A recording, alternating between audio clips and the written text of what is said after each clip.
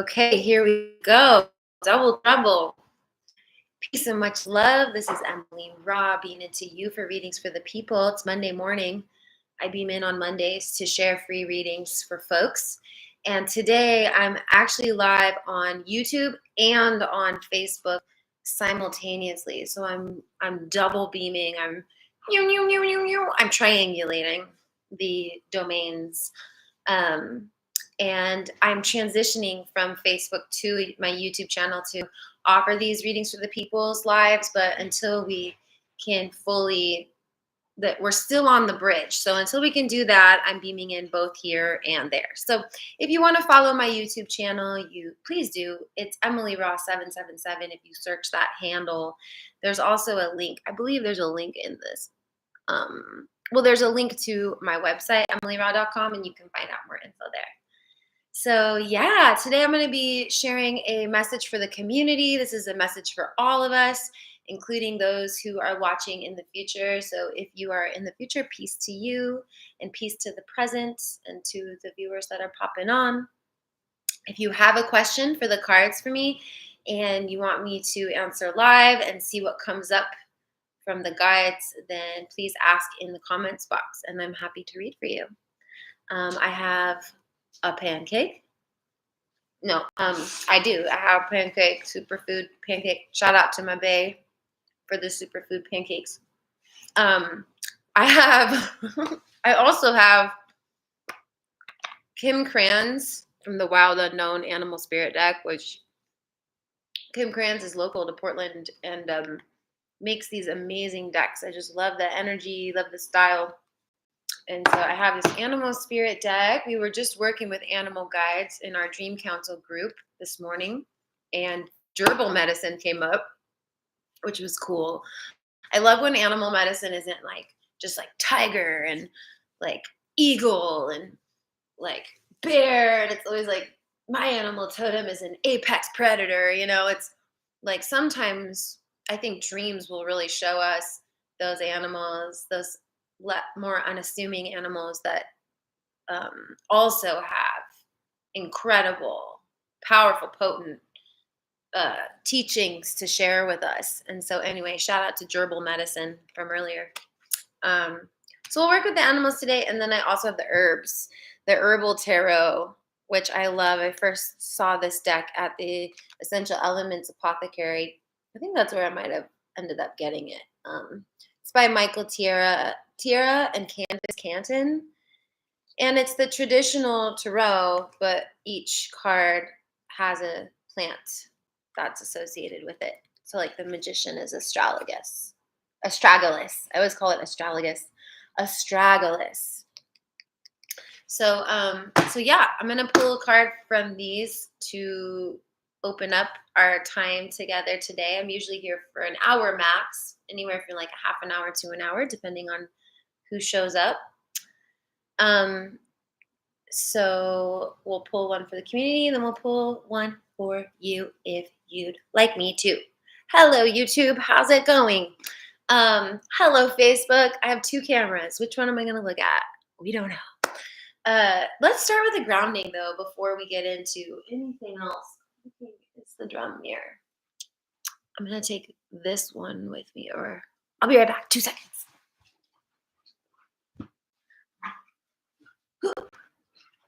Almost slipped. Trying to get back. Made it. Okay. So I'm just going to drum for a little hot moment, like 1 or 2 minutes. And during this time, I invite us to ground. I just watched this great Instagram video. I really need to find her credit because I don't know where her credits, what her name was, but there were just a couple really cool, somatic, simple ways that we can ground and center and regulate our nervous system. So one is just with the next breath that comes your way, just take a deep breath and just think about your feet. Just think about those feeties of yours and where they're standing or sitting or laying down on the earth today.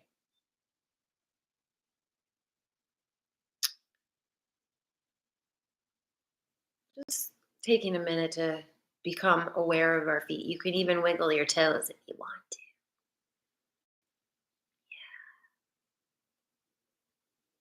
And thinking about not only our feet and our wiggling our toes and breathing with our feet, but also feel the base of your spine, the bottom of your spine, where your point of contact is with the ground right now. So if you're sitting on a chair, then that's the point of contact to the chair, but try to sense below you where the ground is and where the earth is below you. So if you're in a building, you might need to search through some layers of development till you find that first sense of raw earth.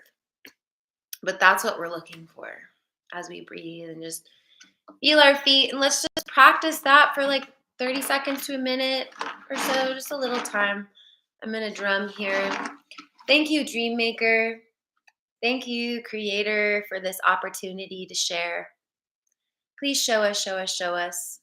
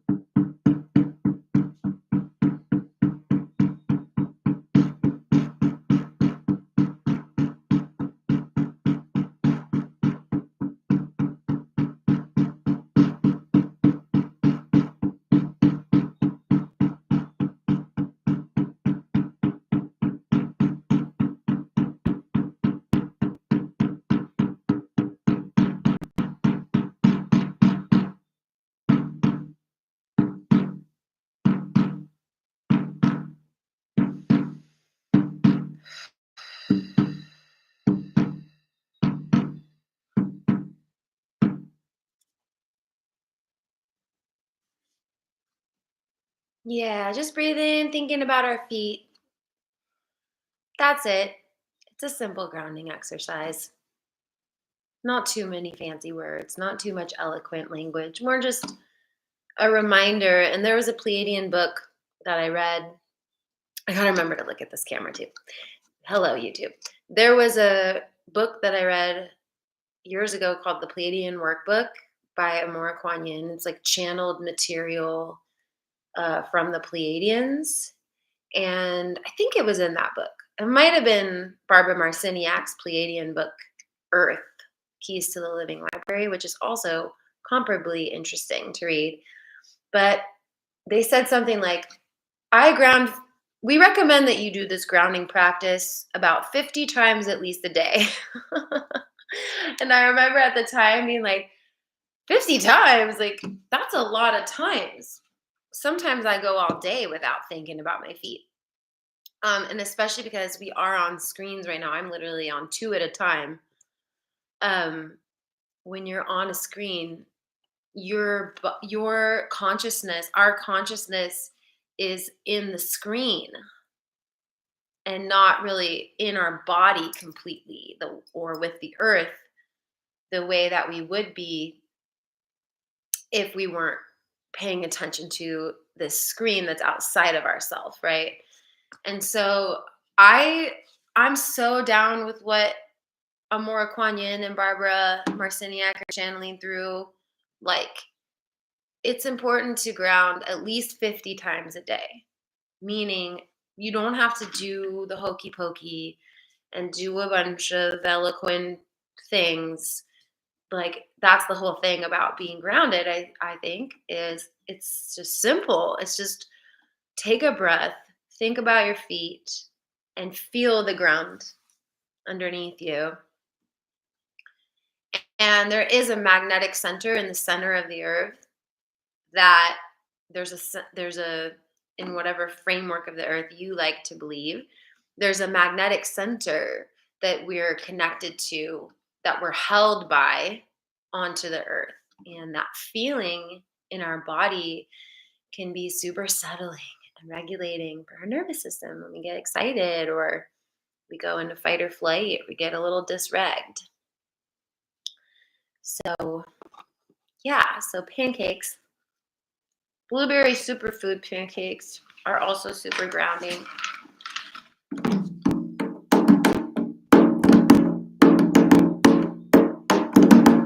All right, let's pull a card for the people. That's why we're here. Let's pull a message for the week from the animal spirits. And this message is for all of us.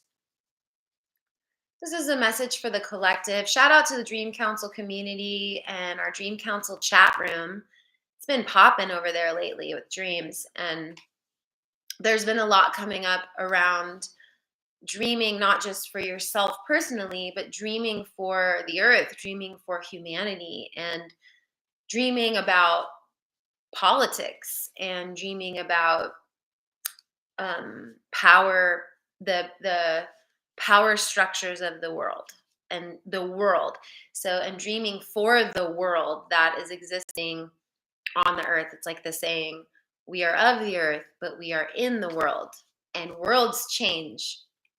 The earth changes too, but worlds upon worlds live on the template reality and in the template reality of earth. And I'm feeling Pleiadian guides coming through. I do want to invoke the guides and open the gates and paths and doors to those helpful guides, especially helpful Pleiadian guides today, who would like to help us, and ask them to close the gates and paths and doors to any energies or entities attracted to this session that would bring unnecessary harm, so that we're in a clear container for the work to happen in today. But I was saying, and I was feeling the Pleiadian energy, that channely Pleiadian guide energy coming through, talking about this. The earth, because they talk about in these books how the earth is a living library. The earth is a library of genetics. And we are like living library cards that get to we're checking it all out, and we're learning through these various codes. We're evolving in our own DNA, which DNA exists both as light and matter. So our DNA, our light body, isn't determined by the same rules of the earth as our physical body. And not in dreaming, it proves that, right? Because there's consciousness. You are a consciousness that dreams multidimensionally every night. Like, what is that part of you that is able to do that? It's that part of you that's made of light. And then there's the physical part of you that's anchored here on earth with the codes, the DNA, in the living library of earth. And earth, we were talking about this in Dream Council chat, has its own dream.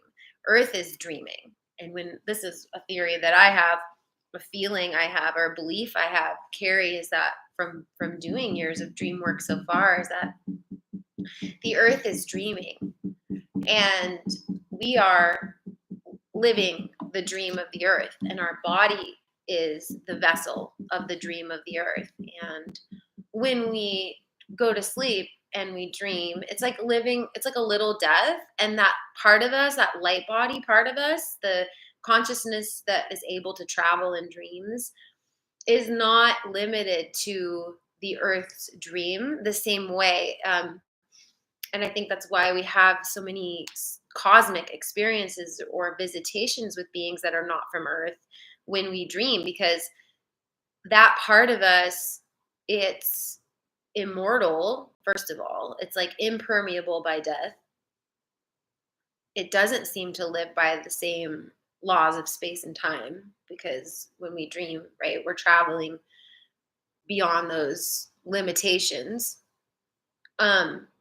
And yet that part of us lives in a physical body when we're awake on earth, and is anchored here. Like, we keep waking up here. It's like Groundhog Day. We keep waking up back on earth, back to this dream, which has its own template. It has its own laws that we're living inside. And my belief, my theory, is that Mother Earth, Gaia, is a being that's dreaming us into existence, is a consciousness in itself. And we're working with their rules. And when we dream, we get to go do other stuff and other planets or other dimensions and bridge back all that good stuff to Earth to have this information exchange, to have this exchange in the living library. Like, not only do we get to check out the different information here, like, ooh, what's a strawberry taste like? Ooh, what's a peach taste like? Oh, what's a mango taste like? We get to check it out, right? We get to experience that, but we also write the story into the Earth's dream. We're lucid here. We choose what we would like to write in the story with Earth as a intergalactic multi-dimensional being that gets the lucky wonderful opportunity to create a body for ourselves here that gets to have this to go to school here and the Earth school, so to speak. And so when we're talking about the animals, too, the animals, and like, there's a lot in humans, our immature or our forgetting, our amnesia about our relationship with this great dream. And I'm gonna look at this camera now. This is the first time I'm doing two streams simultaneously. It's different. So, okay, so, and we are animals, lest we not forget that we humans, we're animals. We're animals. And we share the Earth dream with lots of other beings, with other ways of interpreting the dream or living in the dream or contributing to it, that have their own book to write, their own story to tell. And we're here to learn, we're here to evolve, we're here to change, we're here to remember.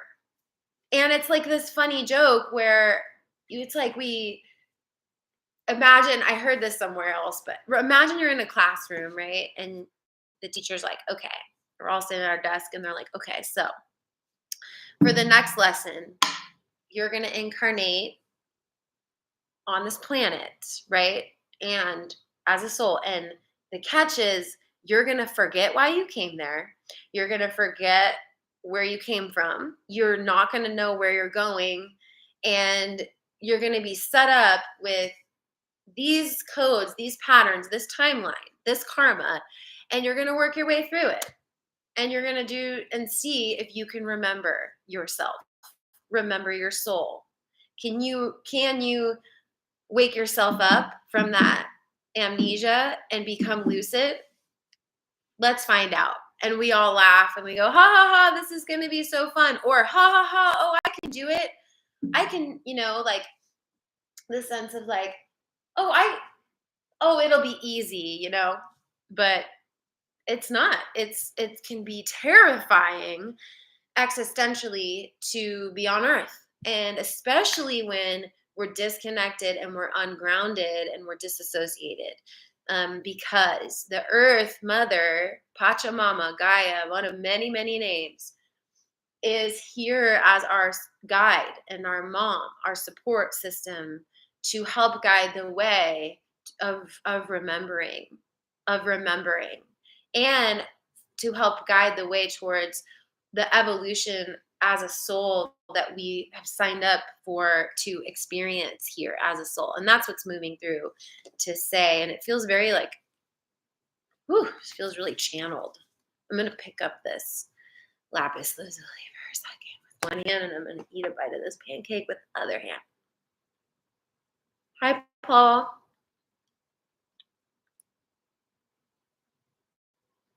Hi, Rebecca. All right. Seeing some questions coming in. I'm going to hold this lapis instead of this drum. And let's just pull the first card. This is for all of us. Then I'll get to your personal questions. This is all of us this week. Something to contemplate.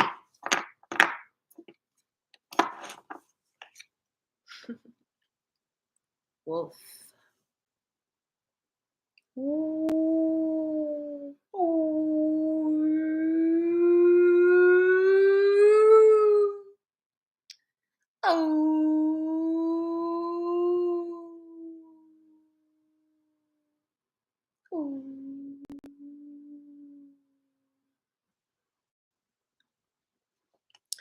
So it's funny because I wasn't dissing on wolf, but I was kind of making fun of people who were like, my totem is a wolf, my totem is an eagle, my totem is a tiger, my totem is, because it's like, especially I find that us white people, if we identify with that, if you identify with that, like we like to be apex predator, predator totems.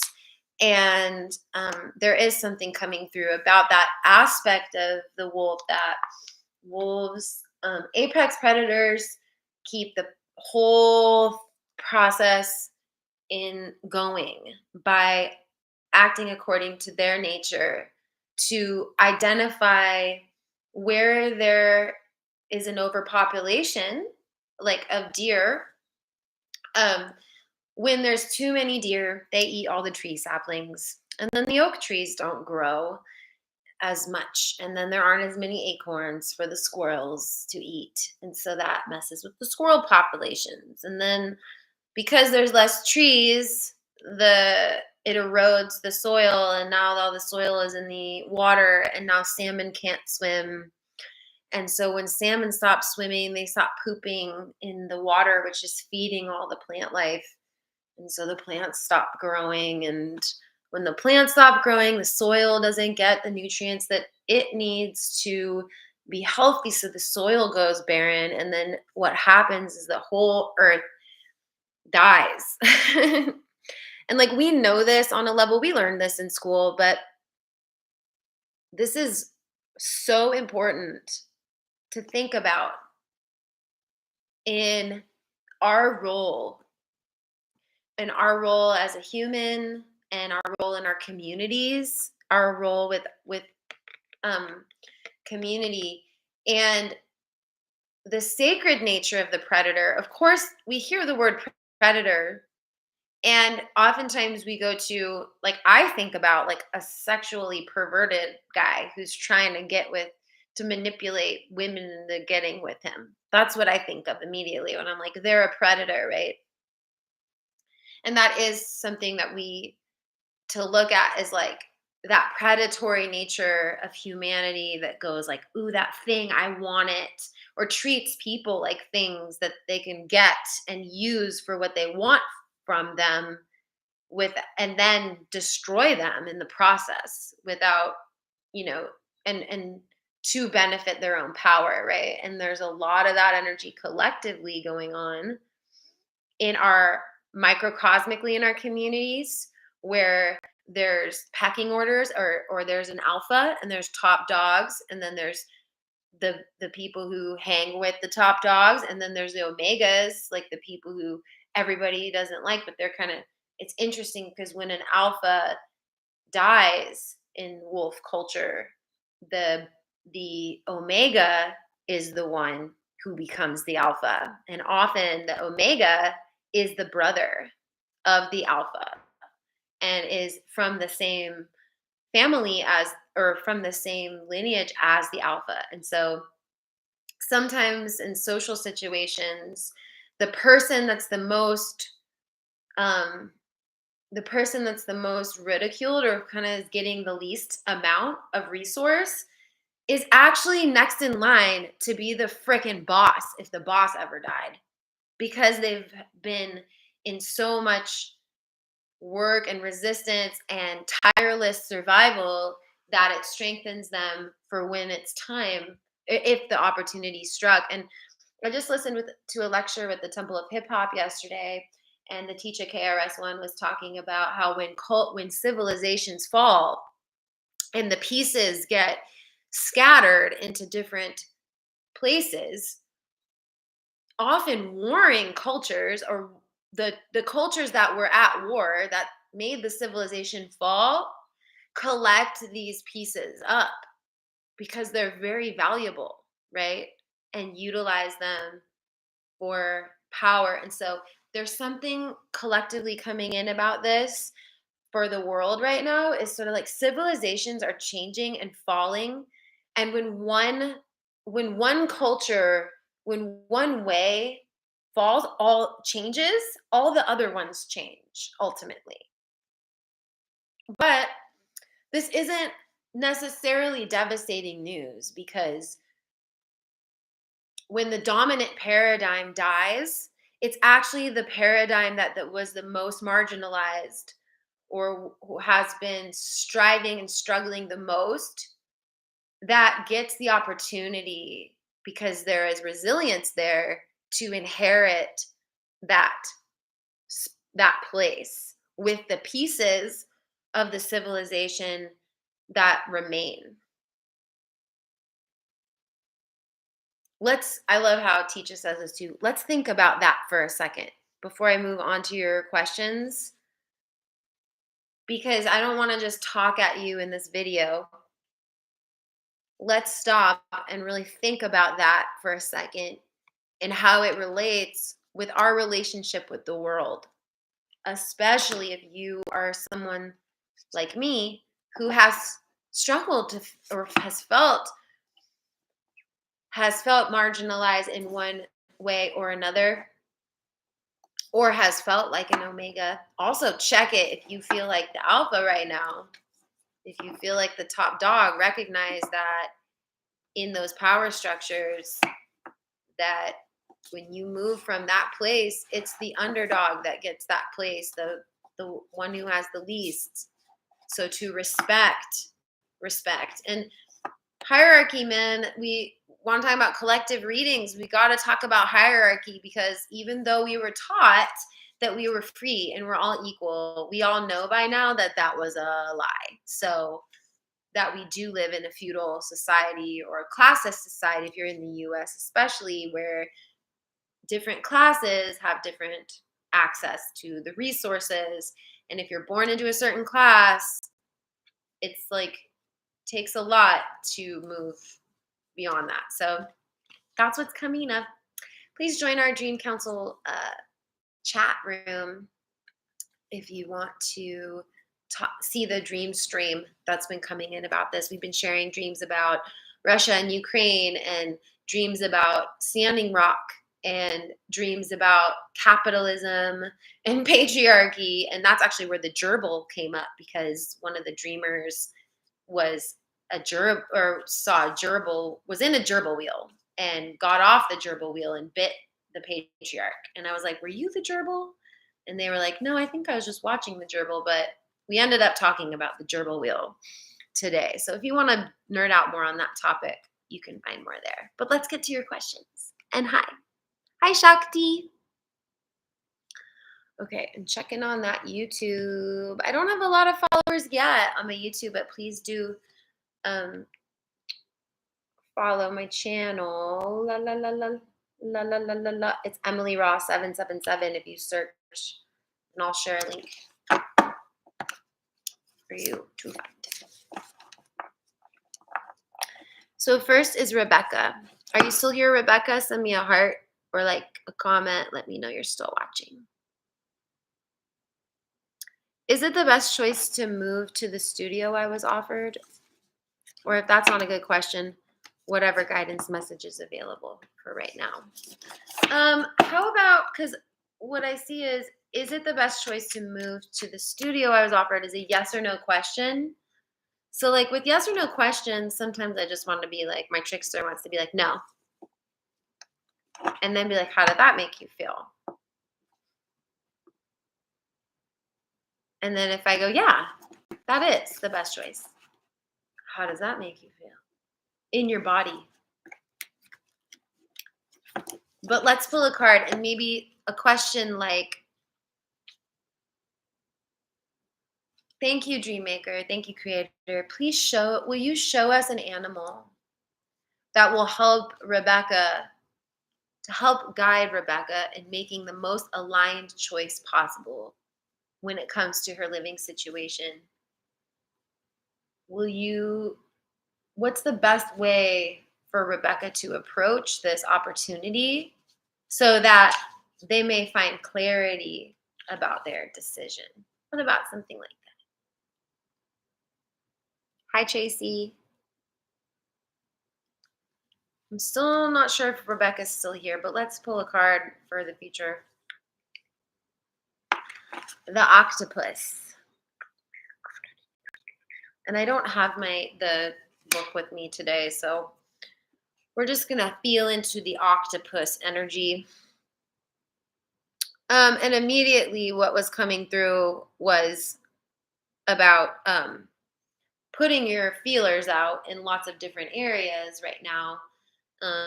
And the studio being one of the things that sort of stuck to your tentacles. Um, but I'm seeing a lot of color in the head of the octopus, and I'm seeing that there's a lot of like back and forths. And I actually feel like there was another place maybe beforehand that you were more interested in or was bigger in your mind, but this other one seems to keep calling you back to it. And honestly, I'm seeing like west, like to the west is where the one is the studio. And then there's one a little bit more central that you were thinking would be better. So there's something about the location of this place that isn't as ideal for you, but there's something about its energy that's really like sticking to you, or when you feel it out, it feels good. It's magnetic to your body. And it's like the question I just asked you, where usually the answer is in the question itself, right? So there might be something about when communicating about this studio, it's not what you're communicating, it's how it's being communicated that matters, and really being open to whatever is going to be best or available to you right now. Like, this is also a message of this is available for you right now. And sometimes we don't get to have every need met because there's a timing thing that's important here, but it's fulfills the needs that you need right now the best that it can. And how can you rephrase your or look at your communication, how you're communicating, and what questions you're asking about this place that are important when you move, right? I almost moved into another place recently, but I didn't, it was like such a rush. I didn't think through all the questions that I would need to ask the people who I was living with about that are really, really crucial, or like asking the landlord about. And my therapist was like, you might want to write a list of questions so that when you get there, like before you sign anything, you make sure you have these questions answered on your list. And then the other part is somatically feeling in your body. So when I say yes, that studio is aligned for you, does that feel true for you in your body? And when I say no, that studio is not the most aligned path, how does that feel in your body to hear? And kinesiology is powerful for making decisions. So even like what I'm doing right now, rocking back and forth like this, um, and my forward is my yes, and my backward is my no. Like, do I want to move towards that direction, or do I want to move away from that direction? And moving towards the west is what I keep seeing in my guidance, is move towards the west. And the octopus lives in the west too, the water, or at least that's how I orient the world based on growing up in California, is that the water's in the west. That was always weird when I was in Santa Cruz because the water was in the south, and that would confuse me a lot. Anyway, I hope that helps you. And I offer free 15-minute consultations on my website. So if you have never gotten a reading with me and you want a private reading with me, but you want to know more about it, or you want to know more about Dreamwalker, my online course, and Dreamwork, or you just like want to figure out, or you want to ask me about music, like really, those free 15-minute consultations are just there for you to connect with me deeper on the phone. So you can go to my website, emilyraw.com, and book that. And then, of course, I have sessions available on my site that you can set up so we can go deeper in if you'd like. Okay. So, Shakti. Hi, Shakti. Are you still here? Just give me a heart or a comment if you are still here. Let's move to the Herbal Tarot deck. See what's up with that. Looks like Shakti wants to know about their relationship. this card just stood out immediately, so we're just gonna go ahead and read, even if folks need to watch in the future. Time travel is a thing. So I pulled three cards, and what's really weird is that I didn't know that this card was in this deck because this is from my other deck, and you are still here. So that's weird. And again, there's a message in the method, right? So something about your relationship, there's an element from somewhere else that doesn't belong there or is out of place. It's from somewhere else. And I don't think you might even see fully or know or remember that. So it's something that's been lost, but you don't realize is gone. Oh, you're in India. Peace to India. I know that it's sweet to connect with India today. Hi, India, from Portland, Oregon.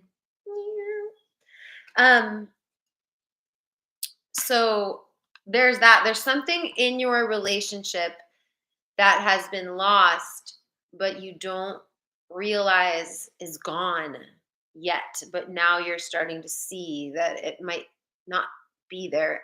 It might be somewhere else. Does that make sense? Um, Also, the Chariot card is about travel. It's about movement. It's also about alignment in your purpose, in your mission, your task, your purpose, and the victory and your success. And it's so funny because well, it's not funny, but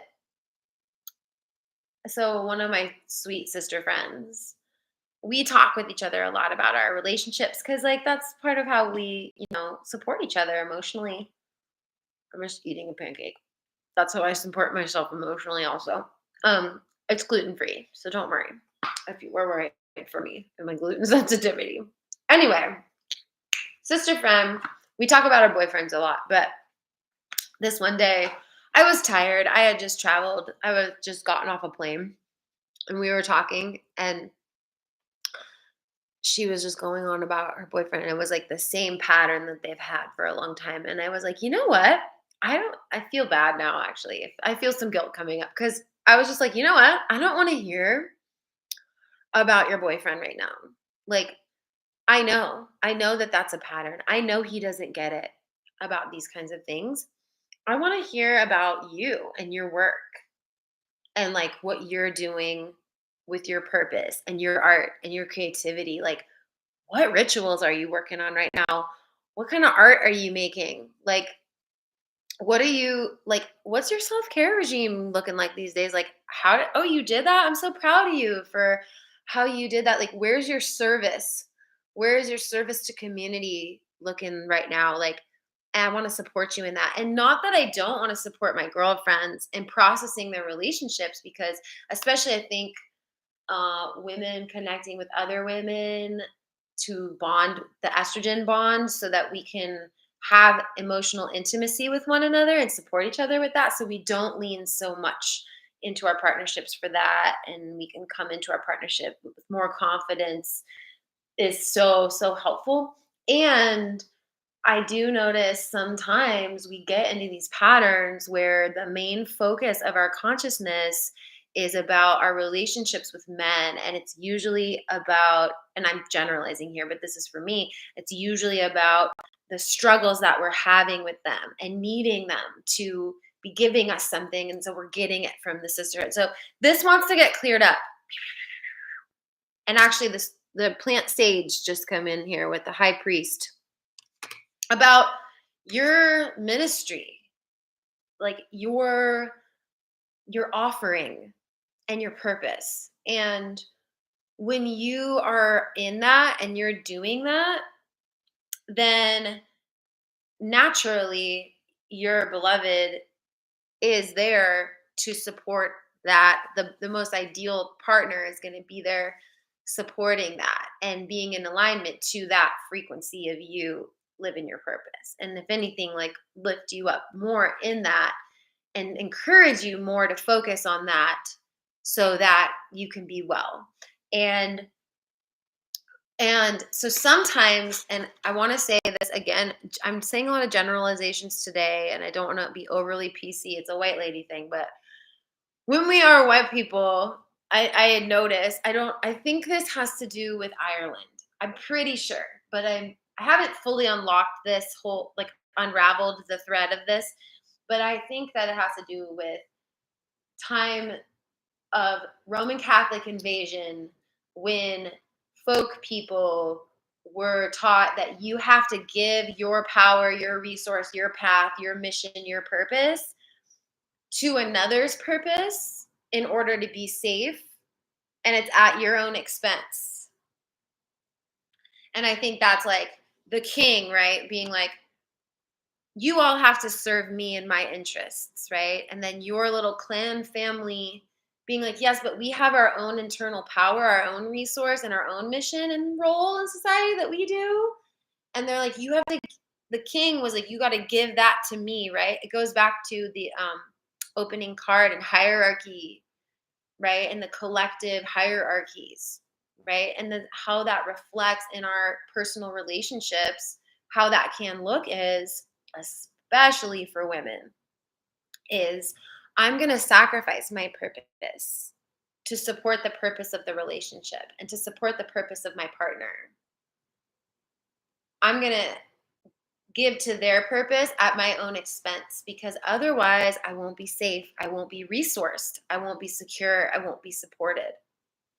And I was talking with my partner about that this morning about, well, what I was talking about was white women on Instagram, 25 to 35 years old, doing the wavy arm dance in their underwear. And again, I'm generalizing. So I don't want to overly generalize, but saying why is that? And as someone who's done that before me, like, why do I do that? And why is that a symbol of goddess empowerment? And we were unpacking that today. I was like, well, a lot of that's maidenhood, right? Like the goddess has three forms: maiden, mother, crone. The maiden is beauty, fertility, sensuality, embodiment, right? And we're healing that maiden. We when we dance sensually on the beach together after we drink cacao, and we do a beautiful photo shoot of ourselves where we feel like we look so beautiful, like that maiden is being healed, being seen, being understood, feeling good in her body, feeling sensual, feeling safe in her sexuality, right? But it's also the safest form of the goddess for the mainstream narrative. Because if we're not attractive sexually as women, then we're not valuable, right? And women who were kept as property since, I mean, it was only the 1970s we were allowed to purchase a house by ourselves or have a credit card by ourselves, right? So our access to land, to resources, to opportunities was absolutely tied to how sexually attractive we are to a mate who will then purchase us and support us and give us to us our security, right? And so we're still living that narrative even when we're in our goddess empowerment mode. We're healing that level. We're healing that level still.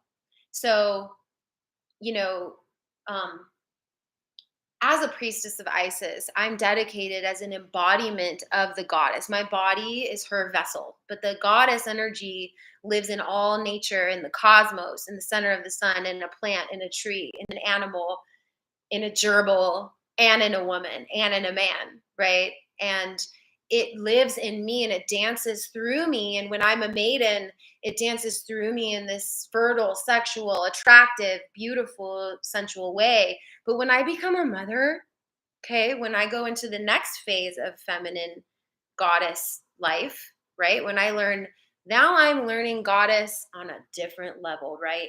Mother, she's got varicose veins. She's got cellulite. She's overweight. She's fucking tired and her hair is unbrushed. Okay. She's keeping track of her responsibilities and she's giving to of herself from her service. She's giving of herself in service. And this goddess energy, this presence of the goddess energy, the mother, right, is something that and Okay, and then we want to talk about the crone, right? The old lady. Her goddess empowerment is not a photo shoot on the beach doing the wavy arm dance in her underwear. It's not. To her, to the crone,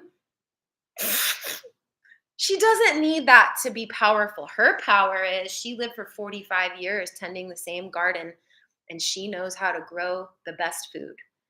And she has the wisdom to give that teaching from her skill that she's developed over time as the goddess. She's skilled.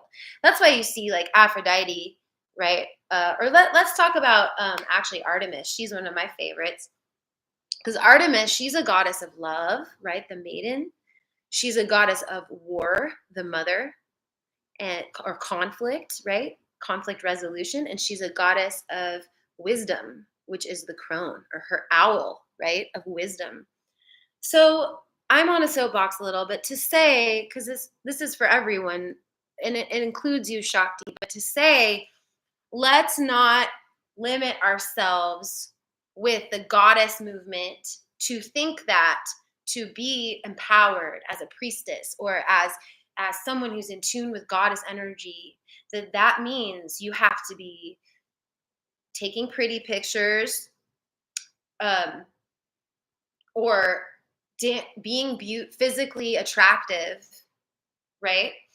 Because that, while that is a beauty, that's great. It's not the juice of goddess that actually has blood all over the place, blood and guts, right? The mother is blood and guts, and babies are poop and throw up. And like the goddess is messy, and sometimes the goddess is fierce, and a lot of times she's hanging out with a book and she's writing down what's streaming through her, and over time, like, she grows. And so we get into this narrative of, I need a partner in relationship to take care of me, to support my resources, and as long as I'm physically attractive and beautiful, then I'll be validated by him or them, right? And then I'll fit the narrative and I'll have the security. And I keep empowering myself through trying to get more and more beautiful and attractive, but that's not the deeper part. Is like circling all the way back around to you, Shakti, in my conversation with my homegirl was, that's all well and great, but what are you doing in your service, in your mission, in your path, in your purpose, in your creativity, in your voice, in what you're destroying and what you're saying no, and what you're dismantling, in what you're making, and how you're serving your community, how you're serving yourself. Because that's some goddess stuff. And when you do that, when you're like in that juice, your partnership is going to be in alignment with those values that you see in yourself and others. And that's going to bring about such a positive change. So I hope that makes some sense or is inspiring. And we can go deeper into your relationship dynamics one-on-one too, and do a spread for that. But I hope that helps you. And the Herb Angelica is here too, which I just started to work with as we're gearing into spring. Angelica combined with peony is this wonderful, like, freedom medicine. How I've been feeling it is like, it feels like it's a weight lifted off myself because I remember that I'm free. And what another person does, like, it impacts me, but like, they're on their own sovereign path and I'm on mine, and I'm free from that. And it's a lightness because we get weighed down when we're waiting for another person to change their behavior or give us approval or not approval, you know? So I hope that makes some sense. This is not carnelian on my necklace. This is amber. I'm on YouTube and Facebook, so I can show you both. This is amber. It's a very rare rosy gold amber. Shout out to Spirit Walks, Gems, Minerals, and Tea. They have a shop out in Tahoe, but we were beloveds, and he got this for me in Tucson because I said, I want rosy gold energy. I want a rosy gold So he got me this amber. And then my auntie actually made the necklace. And I sent her a bunch of jewels. And I said, if you make me, necklace with this one, then I'll give you a bunch of these other jewels. So she sent me back this. And I love it because it has like a little pine cone thing in the back, or like it's like a heart that's shaped like a little pine cone. So that's that. Okay. What's up, Tracy? We just read yesterday. I'm excited to read with you again. So Tracy would love a card about how I can heal my feminine energy and connect more with my beauty. Okay, so did that help you? What I just said. um oh, and you do tarot. That's awesome. So Shakti also does tarot readings, and you know who else does is Tracy. So we're in good company today. And if you are looking for a reading, you can book one with me on emilyraw.com. You could book one with Shakti, who's in India. You could book one with Tracy Fox, who's an amazing oracle. So you're in good hands. All right.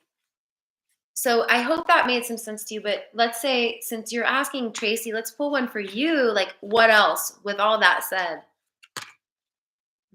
The Knight of Swords, the wild cherry bark. Okay, so wild cherry bark is a wonderful herb for your lungs and your throat. So if you're having throat chakra stuff and also like deep lung stuff, it can be really, really helpful. And I need to double check, but I believe wild cherry bark is an expectorant. I feel like I usually work with it with impaired with expectorants, which are herbs that help move stuff up and out. So like some herbs are really tonifying for the lungs or detoxing in the lungs, but like support tonifying the tissue, but others are actually there to sort of help you also get things out. And I feel like wild cherry bark feels like to me kind of both. Um, Swords are also words, right? And this is about what you say and how you what you're saying. And it's also about, we talked about this yesterday in our reading a lot bit actually. We talked about the stories that we tell ourselves. I'm in a 9-month course with Maria Stark called Rose Petaled Path that I can't stop talking about because it's really amazing. I really recommend you work also with Maria Stark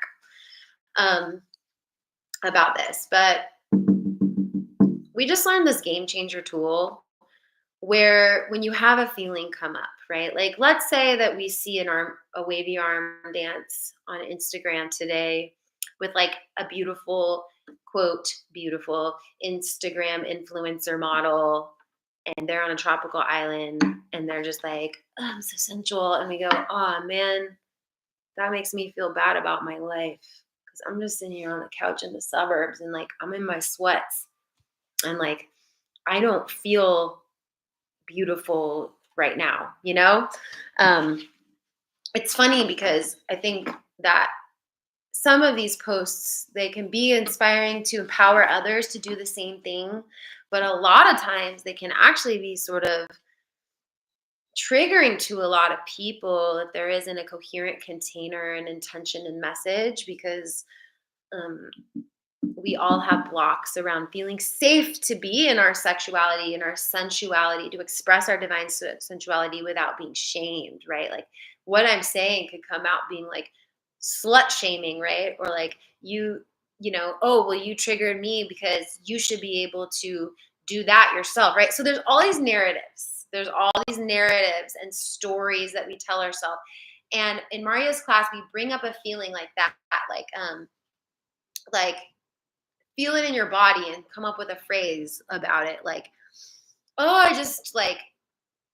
I feel so ugly right now, right? Like or like I'm not good enough, and I want to cover my face, and so feel that. And then there's a reframing with the mind, and this is the trick that she taught in our class that now I get to share with all of you, is you say to yourself, I am telling myself the story that I am not good enough.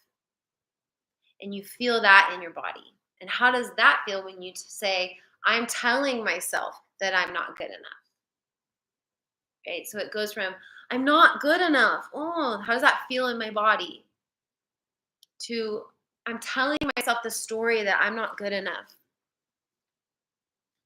And she breaks it down like there's science to this because the fight or flight brain, there's a reactive part of our brain, our limbic system, when it comes online. Have you ever noticed when you are in fight or flight or in a traumatic response, how you get into a storytelling where you're like, and then they did this, and then I went here, and then it was this, and then it was that? There's a storytelling part of our brain that actually comes online when we feel traumatized. But when we claim that and our logic comes online, that's the prefrontal cortex is now coming online. Our logic that says, I'm telling myself that. I'm telling myself that story, right? This is a story. Starhawk, the amazing magician and activist Starhawk says, magic is the stories that we are telling ourselves, or magic is the story we're telling ourselves.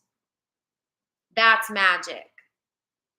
You know, I'm telling myself a story that this crystal helps me ground when I feel. I'm telling myself the story that the way I feel is the presence of spirit guides, right? I'm telling myself that story. I'm having that experience, but it's not when we live in the trauma brain, we believe that that's true, that we're not good enough, right? We're in the belief. We're not observing the belief from a place of neutrality, which is going to change how we feel in our body about it.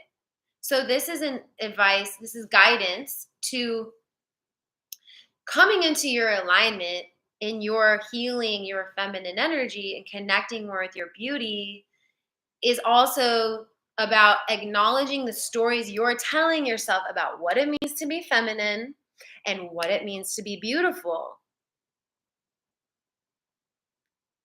And don't believe the hype.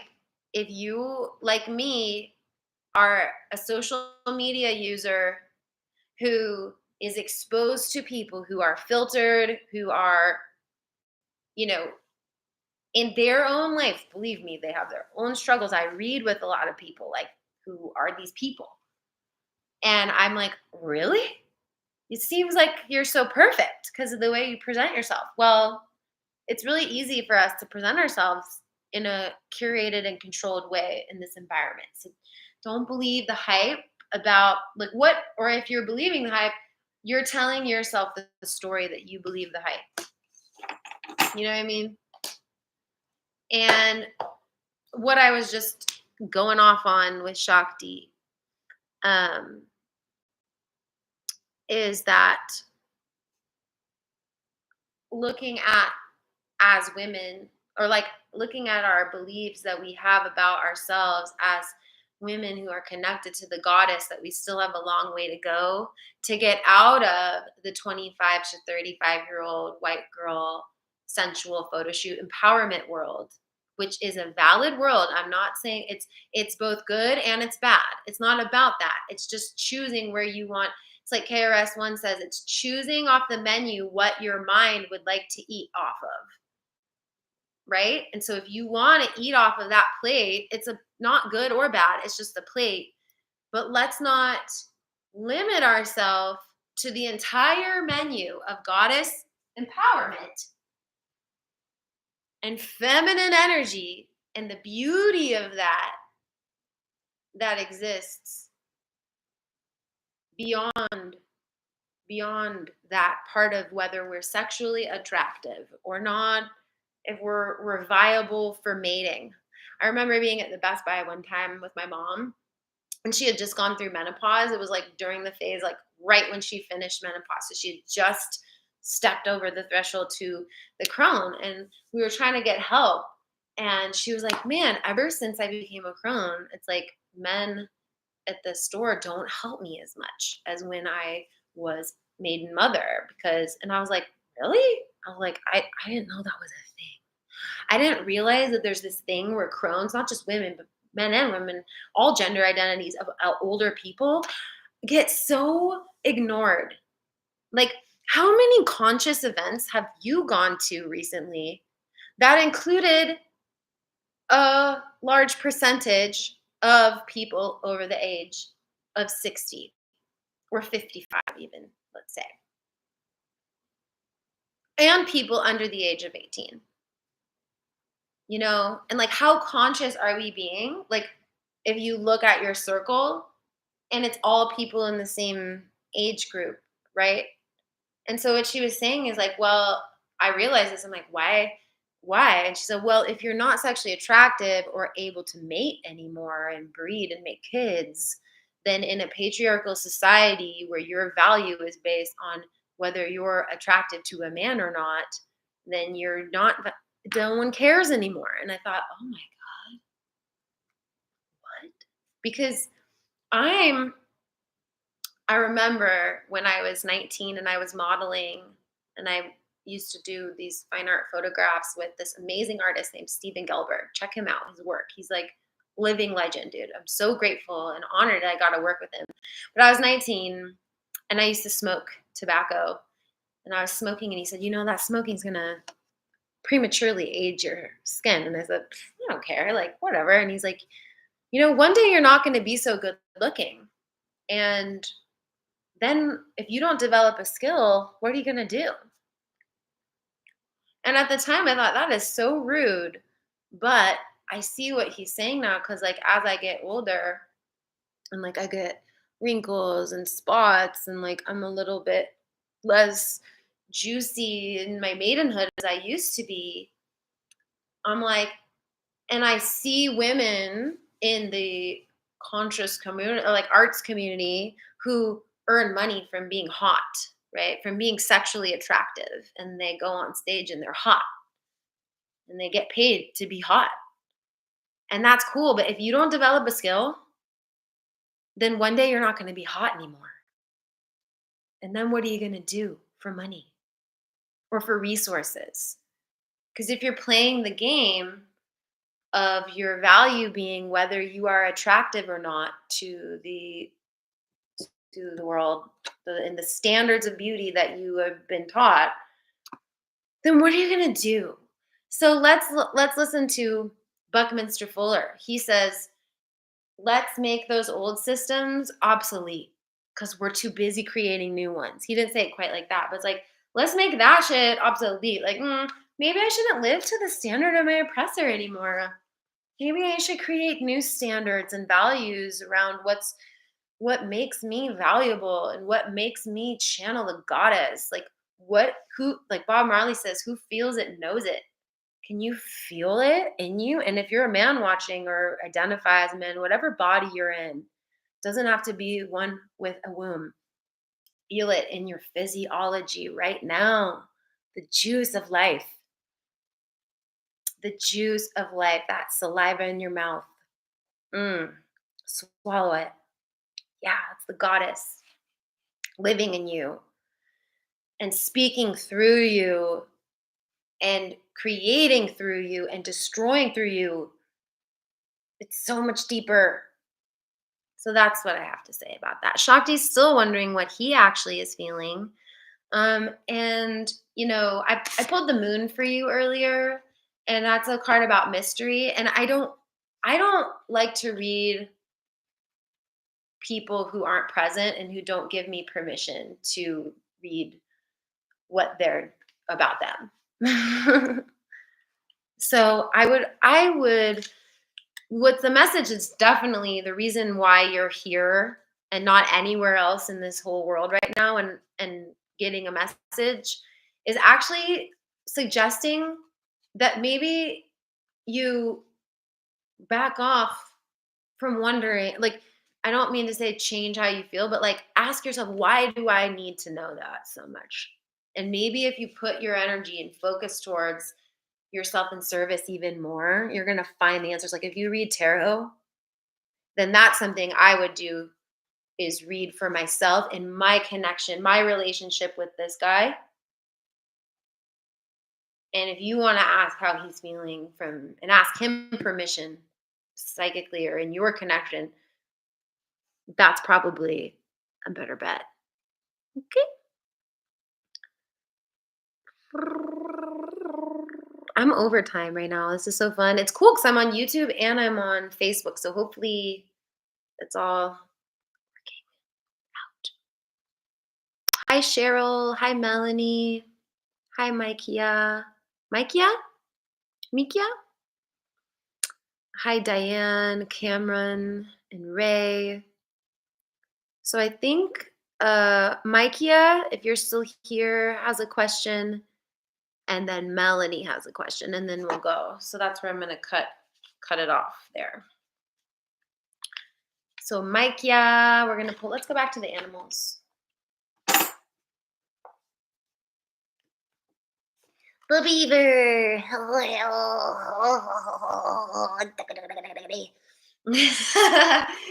I love beavers. They're so cute and they're really hard workers. So, this is definitely a message for you about your work and about diligent work. But this is also about how, and I'm talking about like, how about you develop a skill? Like, how about you offer your wisdom and your skills and get responsible and get in your service and your mother mode, right? And like, your divine work. Like, I'm not talking about like going and jobbing it, but I'm talking about doing the divine work, like your purposeful work. And if you want to know more about what that is, then look at what you're already doing naturally. Because I don't think a beaver has the type of ego that's like, you know what? I'm going to go build a dam now. I'm going to go build a dam and I'm going to build the best dam that there ever was. And I'm going to do it every day. And they have this like guilt that they haven't built the dam yet and this fear that they're not going to build the dam right. This is more like the beavers like, oh, log. I love logs. And they just like, I think that a lot of our friends, animal friends, are very instinctual and intuitive, and there's a term I learned from my mom. I think it's Sanskrit called para, our para, like Para. And I think Parvati, the goddess. I don't know a lot about her except through my mom, but Parvati, I think, means like she represents intuition and even more than intuition, your instincts. Like if you want to get clear about what your purpose is, so like what is best in alignment for you, what are you always doing anyway? Whether you get paid or not, what do you do? What do you or who are you anyway? And a lot of where we can find it too is when we were kids. When we were children, the things that we played, the things that we were really interested in are often things that show we skills that we have in our purpose later in life. And we all go through, most of us go through traditional quote education. It's not traditional, it's kind of like recent and weird where we have these career days and they're like, what do you want to be when you grow up? And we get confused that like oh, well, what do you do for a living? Oh, I'm a doctor. Like um it's something way that we get to know who somebody is, but that doctor might like every time they come home like work on Robert Moss talks about this like this one guy he met who just loves making breakfast for his family. And every Sunday he'd make this big breakfast and he just loves it. And like, he's like, if I died tomorrow, like I would regret that I didn't, like, I would think about making breakfast for my family because I love it. And Robert Moss was like, well, why don't you just start a breakfast place? Since you're doing that anyway. And like the guy started a breakfast place on the beach and like, you don't have to make everything your hobby like your job, but this is just saying this is the energy of when you're looking at your work, you look at your work, look about who be that thing. It's the thing you're already being, and then just do it. And then it naturally is gonna build something that's gonna help you redirect the flow. It's in your para. It's in your para. It's in your instinct where it lives for you. I hope that helps. And again, you can find me on my website, emilyra.com, if you want to book a full session and go deeper into those things. Melanie also has a question about abundance and resources and freedom. So that really goes hand in hand for you too, as far as just like helpful, but then I also see there okay, so that said, para is not, and again, I'm not an expert on para.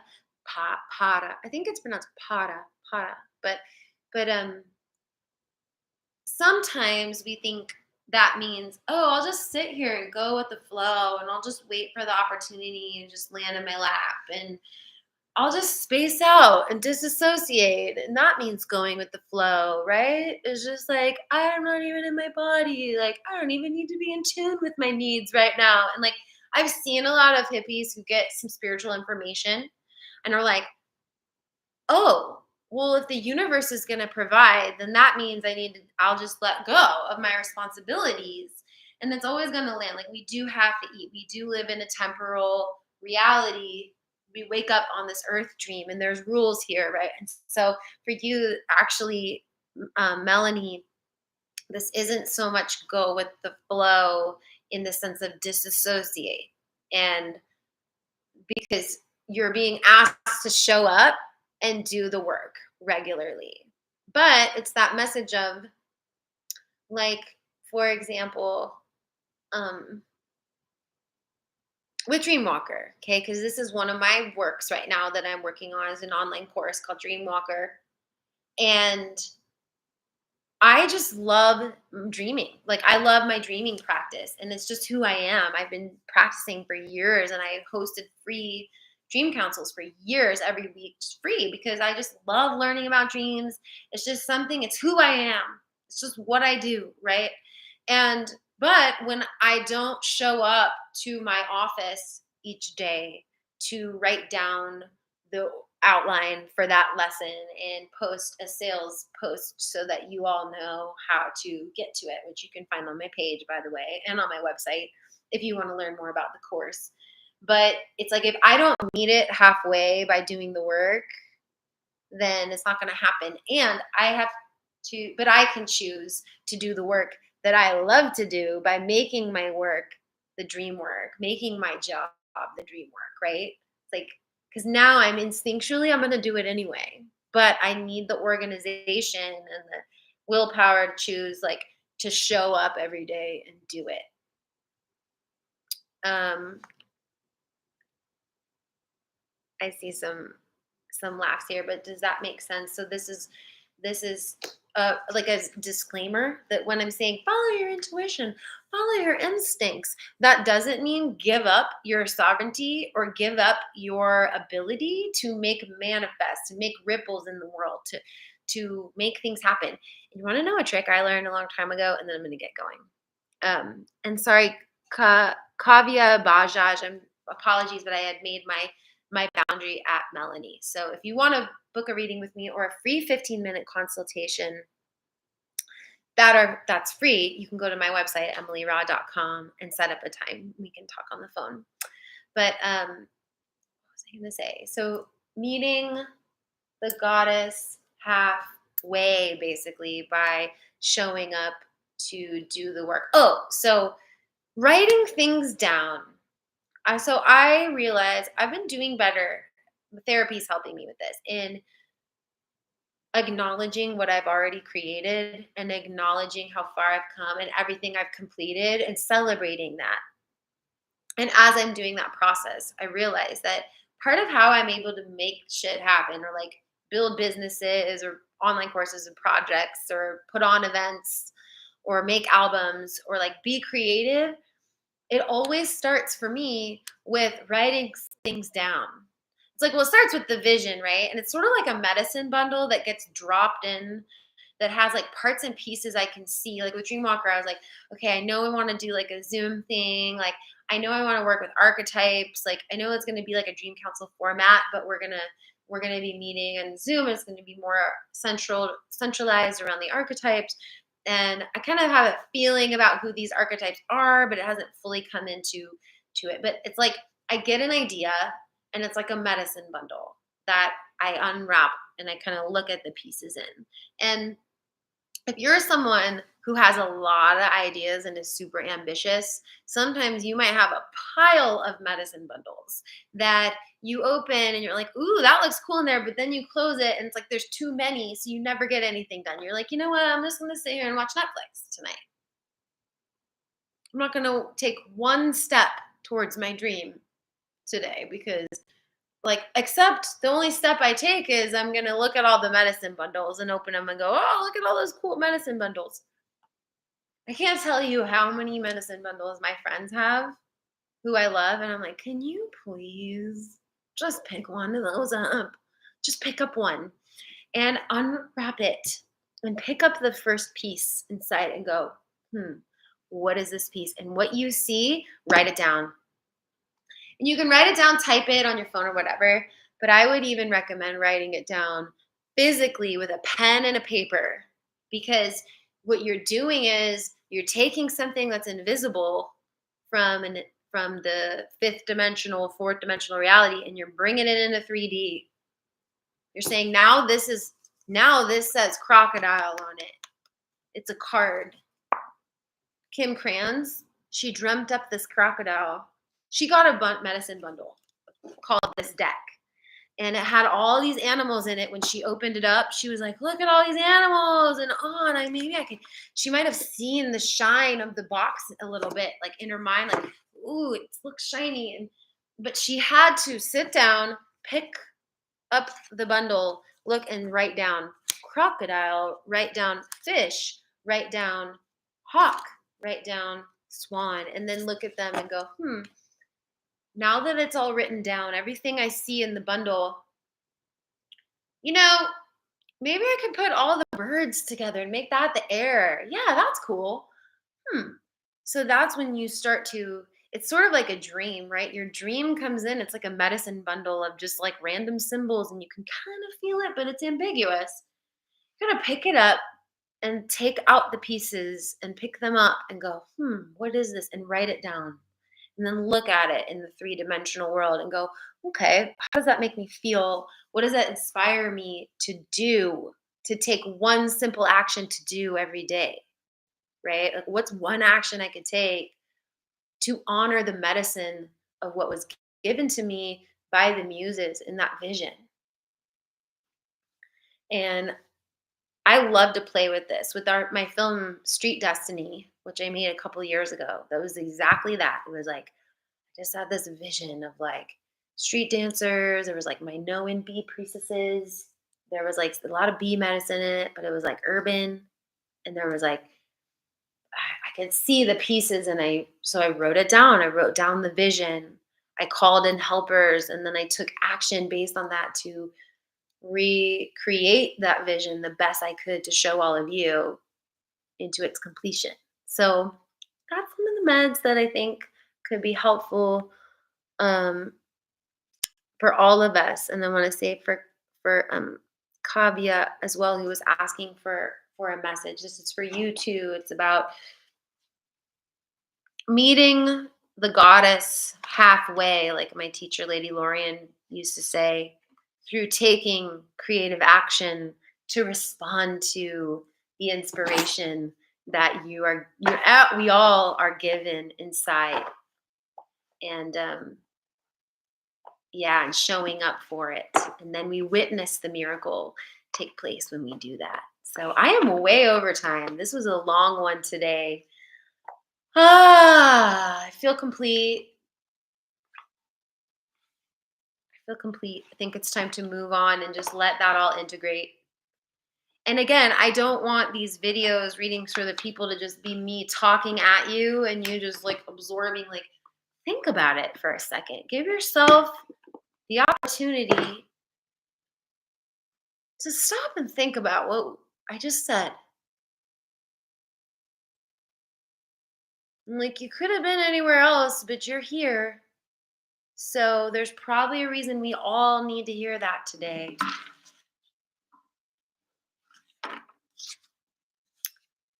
I just heard in my mind's eye the acronym for LADY, which from G. Simone Parker, which is love and develop yourself. Thanks for your visions. I need to write books.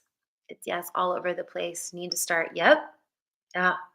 Can't wait to read your book. You're so welcome, Melanie. And hello, Consquela. Consquela Ballard. Oh, you're also welcome and thank you. And again, if you want a free 15-minute consultation or you want to book a reading with me, I'm available on my website, emilyra.com. You can go there and learn all about my offerings and find out more about Dreamwalker online course too, which starts March 22nd. So I'm going to drum for a few minutes. Just drum us out so we can take a moment to ground. I invite you to take a breath and think about your feet. Just bring your awareness to your feet. And there's a wonderful Jungian psychology tool with dreams where you ask, so what? So let's ask that at the end of this video with all of that hour and 20 minutes said, so what? And until we meet again, may these messages meet you in peace and at the right time. Blessed.